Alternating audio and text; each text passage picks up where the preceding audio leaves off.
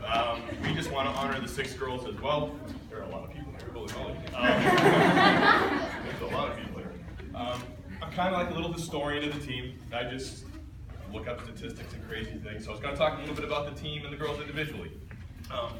One of the things that a lot of the freshmen probably don't really understand or get is that when this team started, and Brittany's here as well, she was a part of this, there were 13 girls on the team.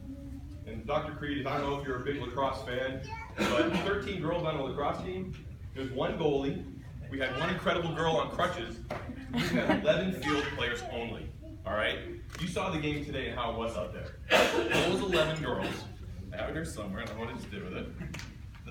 All 11 girls played every single game. They played every single game, every single second of every single game. That's incredible, okay? You saw them out there, they were gassed sometime today. And you know what? They were playing games their freshman year and they were gassed. What did they do? They just kept playing. I mean, they just kept playing and playing and playing. It was incredible. And I think that's what brought all of us together. I threw my notes down.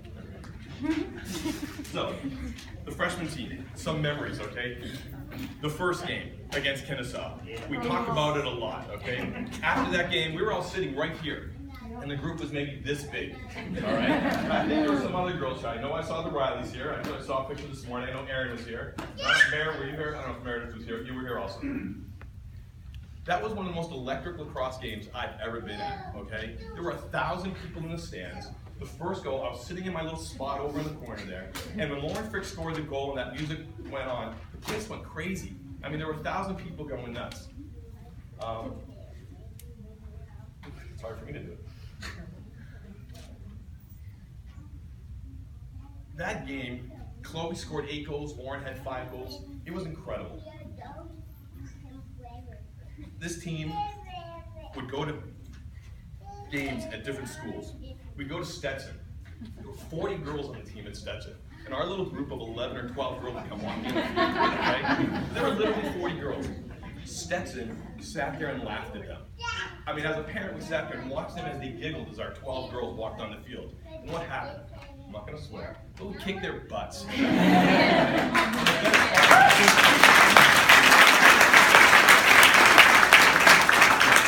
the best part of that is that when the bus was leaving and the parents were waiting, we all hung out with the lambs and stuff, or watching the buses leave, the coach for Stetson had the girls sitting at the center of the field yelling at them. It was awesome. We played against Detroit, okay? And the thing about Detroit, as some of the senior parents know, I try and find videos and things like that just to show, so everyone can see what's going on. Detroit girls made a video before our game. And they put it on their camel cam, or whatever they called it up there. And in that video, they said, the little girl said, it's great that we're playing a team like Campbell because we just had 2 hard games, so now we'll have an easy game, okay? She said that on the video. It was snowy, it was blizzardy, it was a horrible day. Our girls were losing by 3 goals, and they came back and they won the game. When our girls got on the bus, and they were leaving, and the parents were sitting there, the Detroit coach had the girl at the center of the field, and she was yelling at them. We have some of the greatest tailgates in the history of tailgating because of the Lambs, and ultimately the greatest tailgate ever was the one at Howard University. We shut down the street. There were a couple hundred people there. The boys lacrosse team game. The city of Washington, D.C. was in the back, and we just had a wonderful time. The team had just won, I think it was their 4th game in a row, and it was incredible.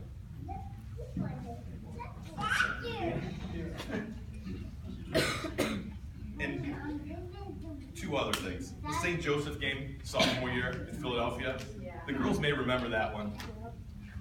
There was a guy sitting on the other side of the field taking pictures. There was this guy there, okay? The game's going on, and we're beating him. The game's going on, and there's a guy there, right here, and he's yelling at our girls, but he's not yelling. He's throwing F-bombs at them. He's throwing them. He's saying BS to them. He's yelling and screaming at them. We win the game, and I find out he's the head coach's husband. It was awesome. It was incredible. And lastly, of course, a couple of weeks ago, the best game ever, Coastal Carolina. I hate Coastal Carolina.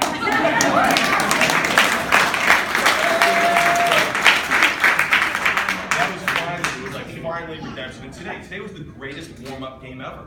Because we're playing them next week, so now we know what to do to beat them next week. That'll be a basic game.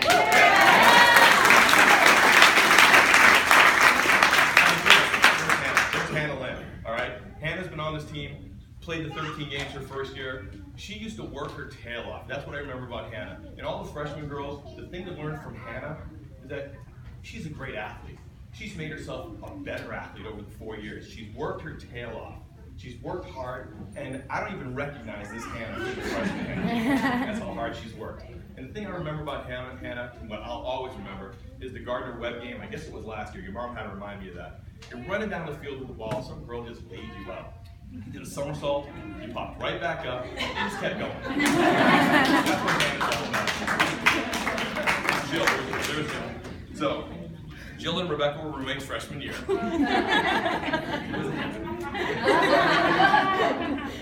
One of the things that Becky and Patty are moving into their room. Jill and her mom, I guess, are doing whatever is in their room, and I don't know if you remember, Jill's dad and I were doing exactly what dads do when girls are moving into their room. We were standing on the hallway doing absolutely nothing. And we were just talking about the girls and about lacrosse. And he told me, one of the things about Jill in high school is that she's really fast, and it's fun watching her. Well, he was right.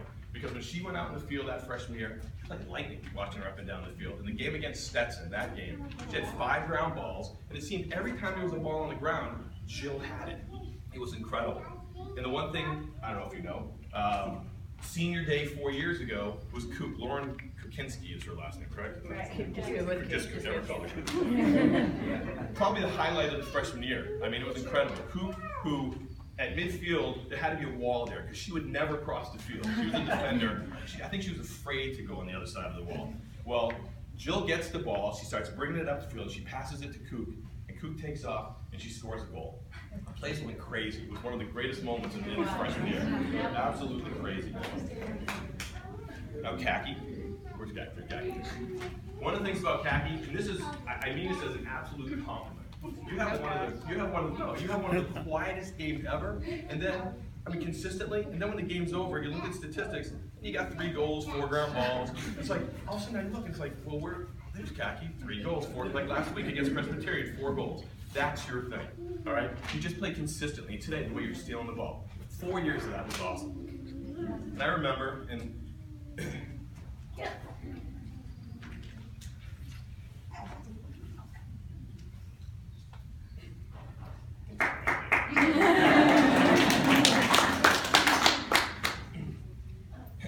I can't talk about it, okay? I was sitting right here in the corner for games, taking pictures. And last year against Kennesaw, it was the worst day. It was raining, it was cold, it was lousy. I mean, I didn't want to be here. I mean, it was just, but you know, of course we're going to be here. And I look over and I see Khaki's dad, he's standing there. He looks at me and I look at him and we just shake our heads like, what are we doing? So there's a timeout or halftime, I walked over to him and he's just like, boy, that's playing good. And I was like, yeah, Khaki's playing really good today as well. And we're like, what are we like? We just started shaking our heads, and he says to me, I love watching Rebecca play. And I said that to him. I said, I love watching Khaki play. There's just so much joy in their game. And like, that's why we watch them, and that's why we're here. It was awesome. That was a great day. And then I just remember a month later, the 2 games, St. Francis and Robert Morris. You came back with a vengeance. I mean, it was a month later. You scored 2 goals, 4 ground balls, and had 9 draw controls. It was like you were possessed. And I remember your mom wasn't at the Robert Morris game, but you scored your goal. I've never seen a person, till this day, cheer as loud as you cheered when you scored that goal. You just went crazy. I took a picture from the back of my camera and I sent it to your mom because there was just such an energy about it. It was incredible. Well, I'm going to talk about Rebecca now because if I talk about her at the end, I'll start crying. So. It is just, freshman year, the seniors know it, she had surgery in October, all right? She had pretty major surgery on her legs. She worked her butt off, and come January, she's one of those girls. She just played every single game, every single minute of every single game. She had big surgery on her legs. It was incredible. And I just remember the things that I'm going to remember.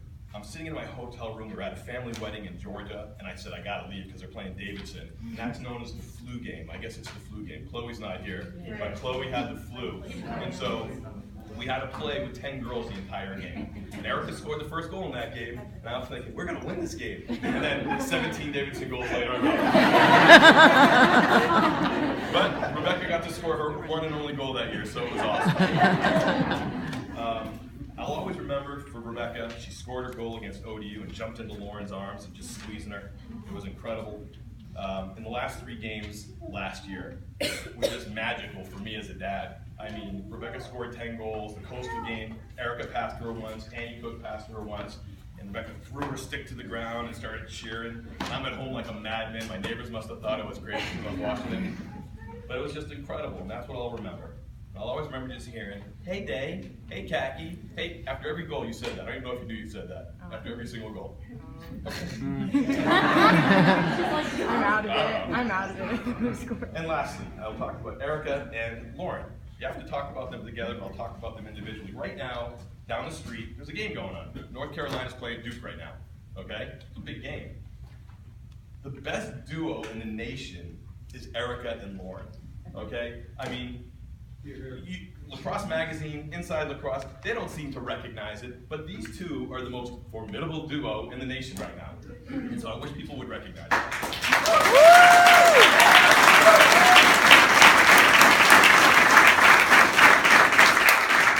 I love watching Rebecca play. I love watching you play. There's just something about your game. I mean, you are smooth, you are beautiful out there. You run the ball, you hold the ball, you control the stick. It is the most beautiful thing to watch when you're out there. Your crease rolls, your snapshot, is that what you call it? I don't know what you call it. Your snapper. It's just incredible. The way you run down the field with the ball, it's just, there's something about your game that's just effortless watching you play. It's effortless for me watching you play, and it's effortless watching you play. You had 142 goals and 98 assists before today's game, so you had 240 points. I don't know what your numbers were today, but did you get 2 assists today? 1? Oh, okay, we're at 99 assists. Something people don't know is that Erica scored the first goal in Campbell history, the first goal ever in preseason. The first ball that went into a net for Campbell Lacrosse was scored by Erica.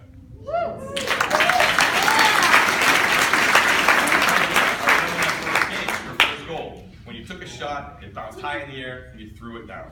That was the first of many exciting moments with her. Another thing about the one, I don't know if you guys remember, preseason game, 7v7 here, she scored a goal behind her head. Remember that one? That was incredible. I mean, I wish she did it in the game, but it was incredible.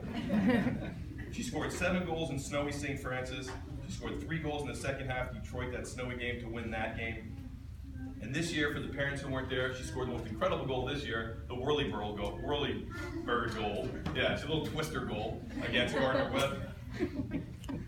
And finally, she scored the last 2 goals that helped us beat Coastal Carolina.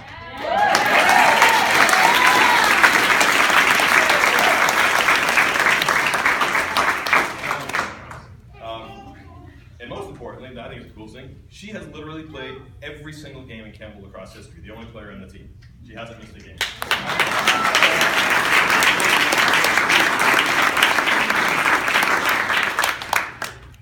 There's Day. There we go. First of all, great national anthem. That was awesome. Things I remember about Lauren, first game, her first goal, selfishly. Rebecca passed it full field to Lauren. Lauren raced down the field and scored her goal. That was pretty cool. I'll always remember that. I remember sitting where I sit, where I take my pictures, and Lauren scored her goal. And I remember just texting one word to Patty. I was just like, wow. I mean, your shot was a rocket. I'd never really seen that before. And so I thought that was incredible, and there was going to be a lot more to come. I couldn't really pick individual moments with you because literally there's too many. There were games with 5 goals, 7 goals, 4 goals. So moments, things when you're at the top of the 8, and all of a sudden you get the ball, and the vibe of the game's going on, and all of a sudden everyone spreads out, and all of a sudden Lauren just does her little shimmy, and then goes, and the shot's going, and it's going in, for the most part. And it was always awesome to watch after you scored a goal. I needed Rebecca's help the other day, that's why I asked you the question. All of a sudden, Joker and the Thief, is that what it is? Comes blasting over the loudspeaker. I think that's the greatest goal song ever. So, yes. The St. Francis game, she scored 2 goals in 90 seconds to win. That's the freshman year game. A lot of you guys, this freshman year game was unbelievable. Back and forth, it was a blizzard. I was watching it online, but the parents told me. Lauren scored the last 2 goals to win the game, and Brittany, who thankfully is here today, made 3 saves in the last 45 seconds to save the game. Wow. Yes. Yeah.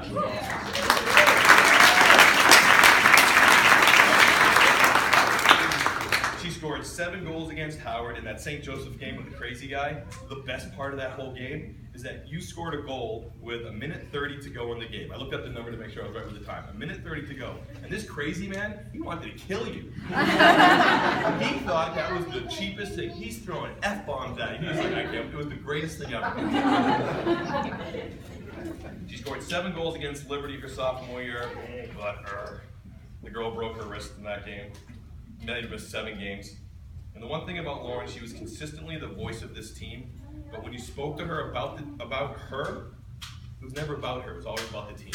She would always say, we got to get bigger, faster, and stronger. That was her thing. So that's why I love Lauren. So I would like the senior girls to come here for a minute, please. Come up here, please. Come here and face me. Don't do that. No, you have to face. Yeah, but you have to face me. No, come here. Come here. Stand here. And close your eyes. No. Don't turn around. Close your eyes. You guys look at me. Close your eyes. So, for what you guys have done in your years here at Campbell, the hard work, the dedication, your love for Campbell, and your love for your teammates, the senior parents want to say thank you with both a small gift to each of you. We'll always bring back nothing but incredible memories from your time here, and looking back at all the love we felt for you these 4 years.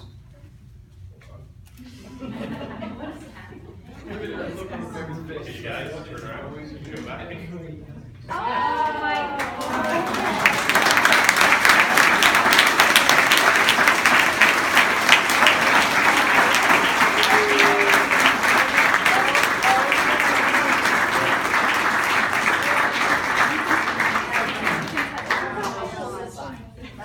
You're wondering where those uniforms went?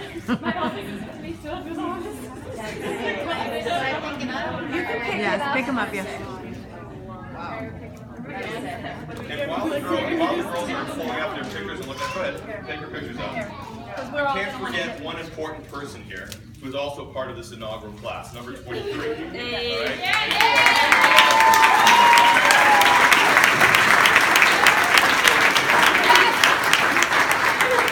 Her first year here was very tough. She unfortunately had a knee injury that didn't allow her to play that whole year, but number 23 did get into 1 game that year.